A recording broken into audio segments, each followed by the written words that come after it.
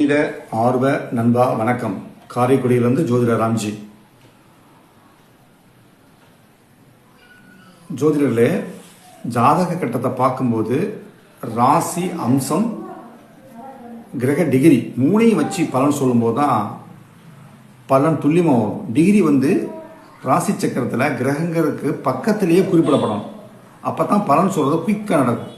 Degree ஒரு ஓரமாக மூலையில் டிகிரி கிரக டிகிரிலாம் எழுதினோம்னா அதை நம்ம பார்க்க முடியாது, தடுமாற்றத்தை கொடுக்கும்.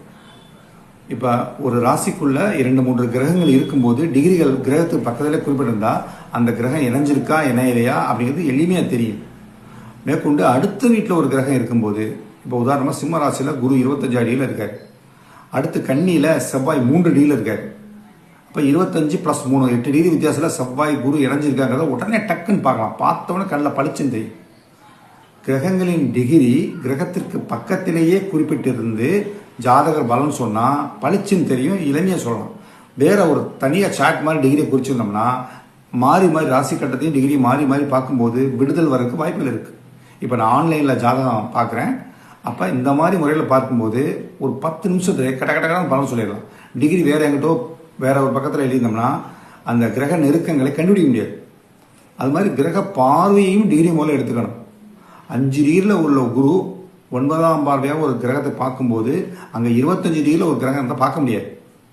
இதையும் நம்ம அந்த கிரக பார்வை, குரு, சனி, செவ்வாய் என்ற 3 வகை பார்வைகளில் 3 பார்வையுள்ள கிரகங்கள்லாம் பார்வை செய்யும்போது கரெக்டாக பார்க்குறாங்கிறத டிகிரி அந்த கிரகத்தின் பக்கத்திலேயே குறிப்பிட்டிருக்கும் போது எளிமையாக பார்க்கலாம். பல டக்குன்னு யார் யாரை பார்க்குற டிகிரி மேலே கரெக்டாக பார்க்குறாங்களா, பக்கத்தில் நெருக்கமாக பார்க்குறாங்களா, தள்ளி பார்க்குறாங்களா, அல்லது பார்க்கவே இல்லையா, இணையிறாங்கிறத டிகிரி அருகில் குறிக்கும் போது எளிமையாக இருக்கும், ஈஸியாக பார்த்துடலாம்.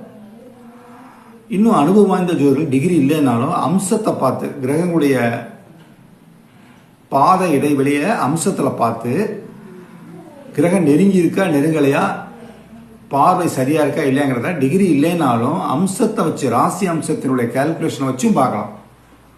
அது எப்படி நவாம்சத்தை வச்சு கிரகங்கள் இணைவு பார்வையை சரியாக விழுகுதாங்கிறத பார்க்கலாங்கிறத தனி வீடியோ போக பார்ப்போம், பாருங்க. இது பற்றி சந்தேகங்கள் இருந்தால் என்கிட்ட ஃபோன் பண்ணி கூட கேளுங்க, நான் உங்களுக்கு விளக்கம் தரேன். நவாம்சத்தை வைத்து கிரக இணைவு பார்வை டிகிரி முறையில் கரெக்டாக இருக்காங்கிறதையும் பார்க்கலாம். அப்போ நமக்கு பாதசாரங்க நம்ம மனப்பாடமாக தெரியணும். ராசியில் இருக்க கிரகம் நவாம்சில் எந்த பாதசாரத்தில் இருக்குது நான் மனப்பாடமாக நம்ம தெரிஞ்சால் தான் அந்த கால்குலேஷன் எடுக்கும். ஜோதிட ஆர்வமுள்ள நண்பர்களே, வெறும் ராசியை வச்சு பலன் சொல்ல முயற்சிக்காதீங்க. அது உங்களை குழப்பி விட்டுரும். உங்களுடைய ஜோதிட வளர்ச்சி தடைபடும். கிரகங்களுக்கு பக்கத்திலேயே டிகிரி குறிப்பிட்டிருக்கிற சாஃப்ட்வேரை மட்டும் பயன்படுத்துங்க. இல்லை